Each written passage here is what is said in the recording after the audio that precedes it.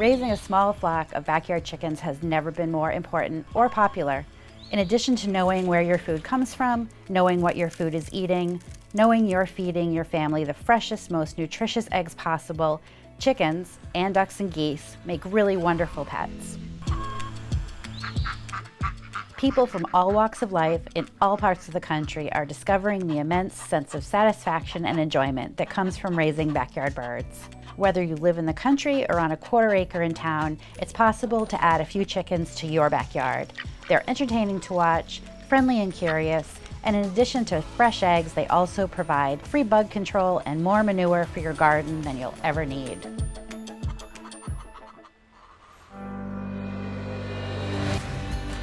I'm Lisa Steele, author, blogger, and fifth-generation chicken keeper. I live in rural Maine with my husband, flock of chickens, ducks, and geese, Winston the corgi, and Linus the indoor-outdoor barn cat. We moved to Maine for the peace and serenity. We wanted a simpler life and to step back in time where there are still corner stores and your neighbors still know your name. Welcome to my farm.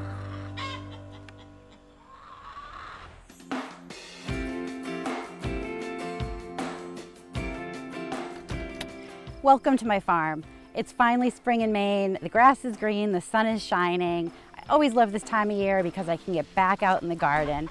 And the chickens and ducks, they love it too. They can look for earthworms and chase butterflies. The ducks can splash in their pool. And coming up, I'm going to introduce you to some of my favorite feathered friends. Violet the diva, a Lavender Orpington. Gregory the gentleman, a Pekin duck. Miranda the lap chicken, a Splash Marans. And you can't visit Maine in the summer without a trip to the coast. It should be a dinner right there, huh? So I'm headed to Belfast to check out the lobster scene and to bring home some treats that are literally for the birds. So I hope on today's show you learn a little bit about Maine, a lot about poultry, and pick up some tips you can use along the way. Out of all of my chickens that I shared with you over the years on social media, the one that I get the most comments and compliments about is Violet, our Lavender Orpington. So I thought today it would be fun to formally introduce you all. This is Violet. She's the diva of my flock. Violet's gorgeous and she knows it. If I need a volunteer to take a headshot with me, it's normally Violet who signs up for the job. Violet loves wearing tutus and naturally spends a lot of time looking at herself in the mirror, but she's also got a very maternal side and is a great mom. Over the years, Violet has hatched a few batches of baby chicks, and in fact, we have 2 baby Violets who I'm grooming as understudies for her. Being a bit of a diva, Violet does have her moments when she's just not interested in stepping up to the plate and would rather just strut around the yard being her gorgeous self.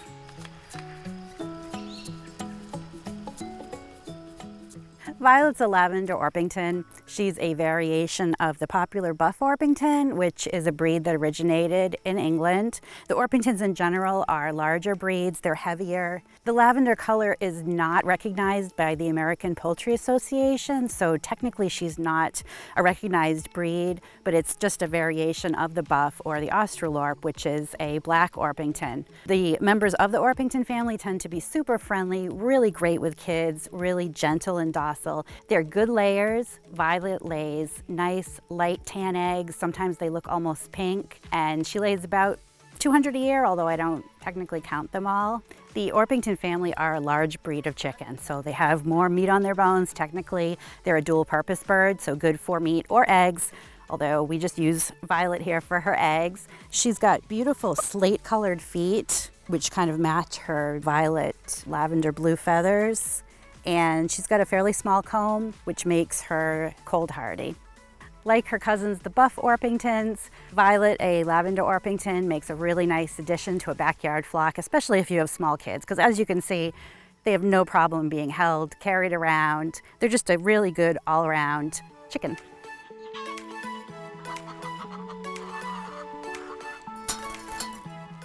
Even when your chickens are eating a great quality layer feed, they still benefit from a calcium supplement. They need lots of extra calcium to help them lay eggs with nice, strong shells. You can buy a commercially prepared crushed oyster shell, or you can crush your own, and I'll show you how coming up.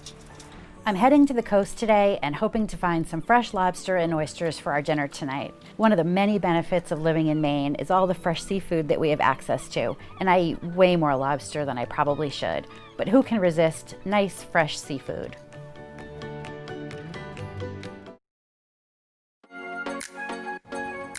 It was such a beautiful day today that after I finished feeding the chickens, I decided to jump in the car and head to the coast. So I'm here in Belfast, Maine at Young's Lobster Pound, and the fish are just coming in, so I'm hoping to pick up some lobsters that we can have for dinner tonight, and also get some oysters because they're my husband's favorite. Hey, darling, let me help you across there. Thank you.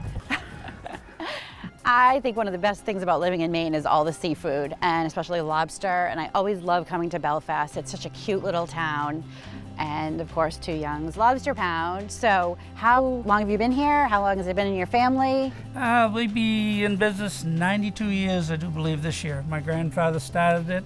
I'm the third generation.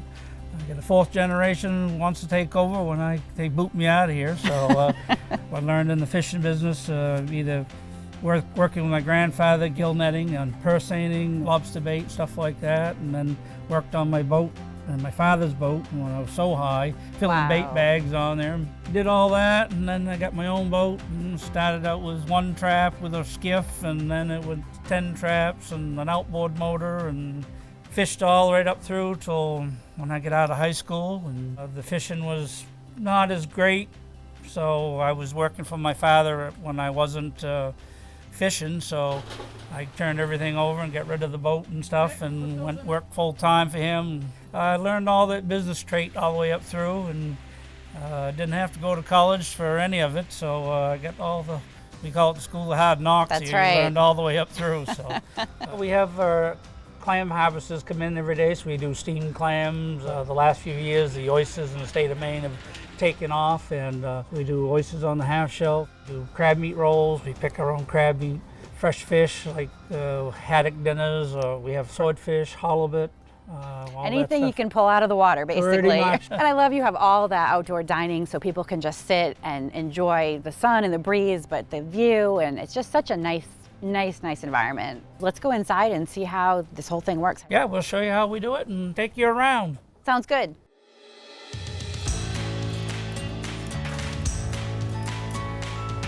We have them all different sizes. Okay. You see the frost line on this tank? Uh-huh. I have cooling systems outside that turn my water down to 35 degrees. They like it cold. But it's really cold, so. So what do we got in here? So these here are 1.25 pounds in here. Okay. And then these are 1.5 pounds in here. Yep, that's about the size I like. I'll do 1.25 pounds, 1.5 pounds. The crabs, this is called the picketo crab. Okay, I've heard of those. And these are called the rock crab. And you don't band them. You just be careful. Nope. So these ones here are quite a lot of meat. It takes about 6 of these to make a pound of crab meat. Okay. It takes like 15 of those to make a pound of crab meat. Throw the females back. Okay. And just keep the males. Right here is our selling tank. So we have all different sizes in here, so the customer can come in and pick out whatever they want. But there is a variety. These are hard shell here, and I have some soft shells over here that just have molted this shell. There's one there, it's kind of almost blue. That's pretty. Kind of pretty. Yeah, that's pretty. It's like porcelain almost, or like glazed stoneware. Yeah, like I say, we get about 10 blue ones a year and maybe 6 calico ones. We get a white one once in a while. Why do they have the claws? Is that for protection? Yes, they use the claws for protection, yes. And they also use these to catch their food or whatnot. This one here is a crusher claw, and the teeth on it are made to crush a shell. Okay. On this one here, it's a real fine claw, and we call it a tear claw or a ripper claw. So that one there will rip fish apart, and the teeth are right there. Oh, yikes. Those almost look like human teeth. Yeah, like big molars. Yeah. Wow. We get our soft shells like these, they're just starting to come out now. The soft shell is very slippery on the outside, and the hard shell has got a little more of a gritty texture to it where it's a little more porous. So this little whopper, that should be a dinner right there. Huh? That wouldn't even fit in our pot. I definitely want to pick out some lobsters to take home with me today. All right. Yeah, that's a good one. All right, we'll put that one in the scales. Half a little, yep. Yeah. Well, that's 3 ounces and a little over 6 pounds. So we're Okay. gonna put them in our net here. Okay. Sorry, guys. There. You wanna shuck some oysters? I would love to see you shuck an oyster. Yes, I would. All right, I'll go get some oysters and Okay. we'll start on that. Great.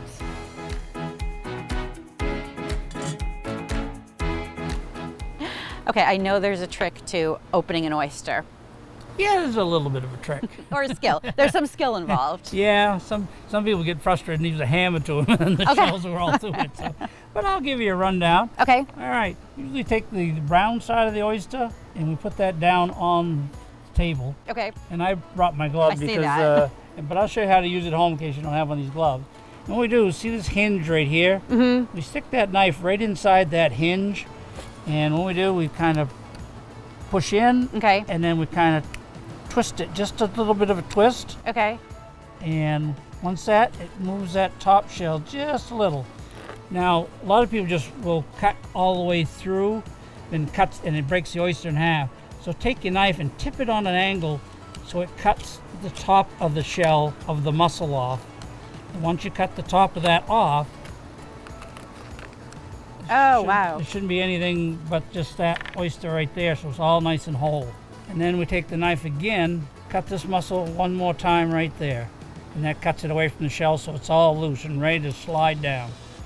If you're not a regular oyster eater, sometimes if you've never tried I've one, never had an oyster, or not raw. not raw, No. there's just some cocktail sauce and some lemon. You take and put that in, a little dab of that in there, or pour it right onto it, whatever you want to do. So squish a lemon. Whose idea was this, that this was something should be eaten? Gotta take one for the team here. Right? Oh, all right.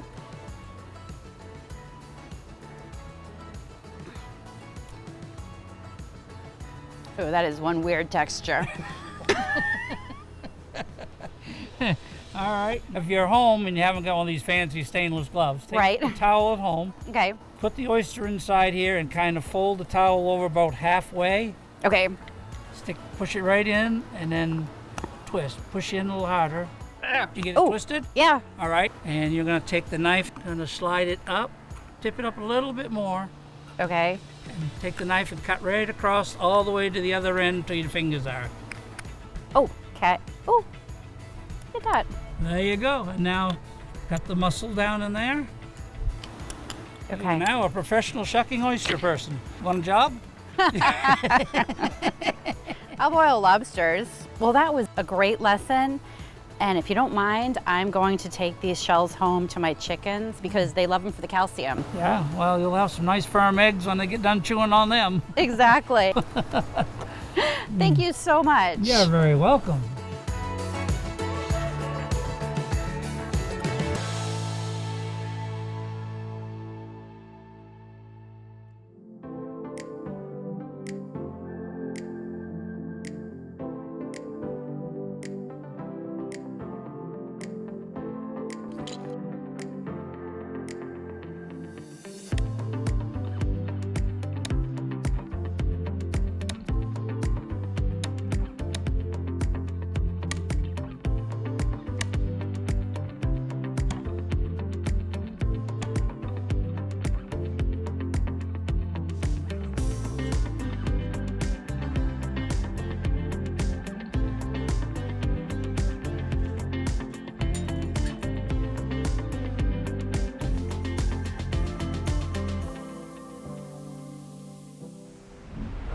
We've been raising ducks for as long as we've been raising chickens, so I thought next it would be fun to introduce you to one of our white Pekin ducks.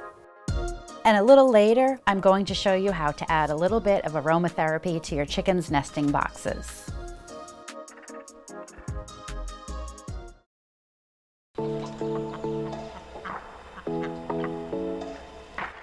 The white Pekin is the breed of duck that you probably think of when you think backyard breed. They're the first breed we started raising when we started our flock over a decade ago.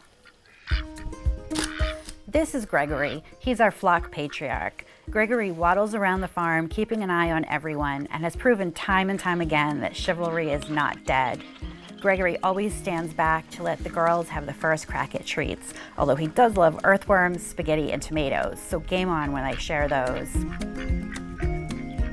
Gregory makes sure all the ducks get back to the coop safely at night and waits until last to take a bath when I fill their kiddie pool. Poor guy, always having to take a bath in dirty water. But despite that, he's always nice and clean. Gregory turned 11 last February, and it's hard to think of our little flock without him. The white Pekin is the most popular breed of duck. When you think of the Affleck duck or Donald duck, they're both white Pekins. The males are large. They can get up to 13 pounds. The female's a little smaller at 7 or 8 pounds. Since they are a large, heavy breed, they are technically meat birds, but with enough exercise and the right diet, they really make wonderful pets. The females lay large white eggs pretty much year-round. They're actually pretty good layers. Pekins can live 10 to 12 years with protection from predators and proper care. They are very observant and always looking up to the sky to see what's going on. Our ducks live with our chickens. They sleep on the floor of the coop in the straw, and they usually make nests in the corner to lay their eggs. They don't need a pond to swim in. They'll be perfectly happy with a kiddie pool to splash around in. Ducks do need a little bit deeper water source so they can submerge their nostrils and eyes to keep them clean. Pekins are solid white, and they have bright blue eyes, orange beaks, and nice orange feet. Ducks can eat chicken feed just like the chickens do, but you do need to add some brewer's yeast to it because ducks need more niacin than chickens do for strong legs and bones. But they're a really great addition to a backyard flock and get along just fine with the chickens.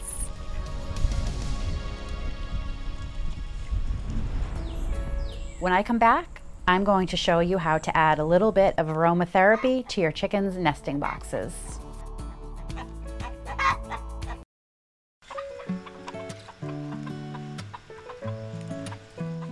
This is the chickens' herb garden. It's not quite as pristine as my kitchen garden. Kind of let them do their thing in it. They love to take dust baths in it. But what I mostly grow in here is the herbs that I like to use in their nesting boxes. So I grow a lot of aromatic herbs in here, the lavender, bee balm, I've got some oregano, some purple Thai basil, a little bit of sage. But the chickens can come in here, take their dust baths, nibble on herbs, and then I like to harvest them and put them in their nesting boxes. Bugs don't really like the strong aromatics, so it helps to keep rodents and flies and things out of your coop. But I think the chickens also like it. It keeps them calm. Lavender is a really nice calming herb. But I really like them in the nesting boxes. They smell so great. They look really pretty. If the chickens want to nibble on them while they're sitting on the nest, that's okay too.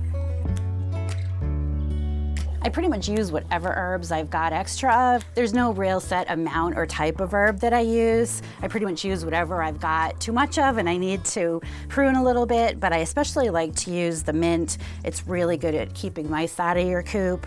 The basil helps keep flies out.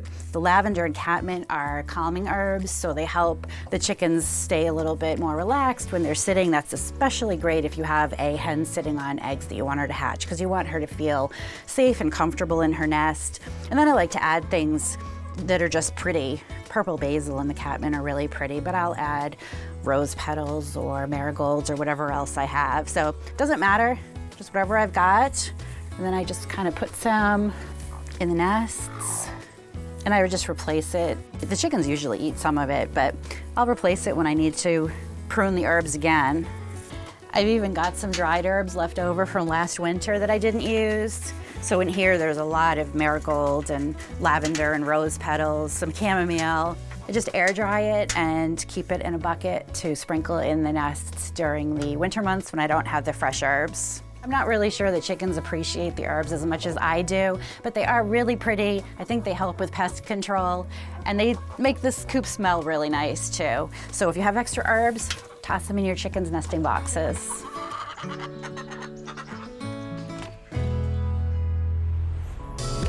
If you've enjoyed this tip and others you've seen on the show, be sure to visit fresheggsdaily.com or pick up a copy of my book, 101 Chicken Keeping Hacks, wherever books are sold.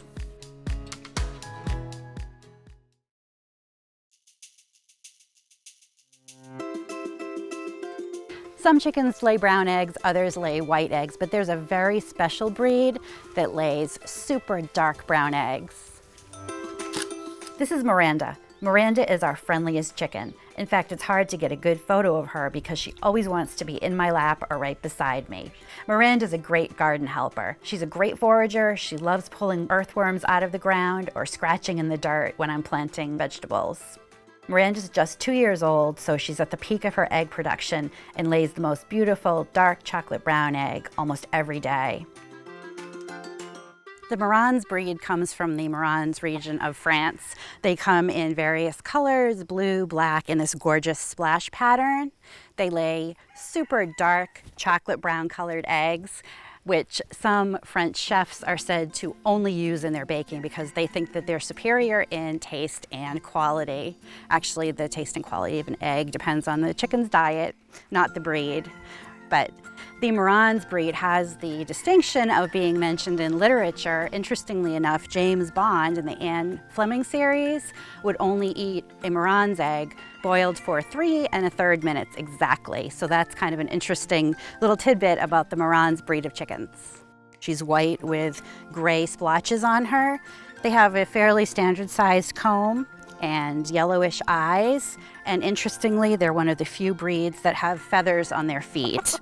That's a trait of the French Maran's breed. So if you want to add some gorgeous egg color to your basket, consider adding a Maran's, whether you go for the splash or the blue or the black. They're a really great chicken breed.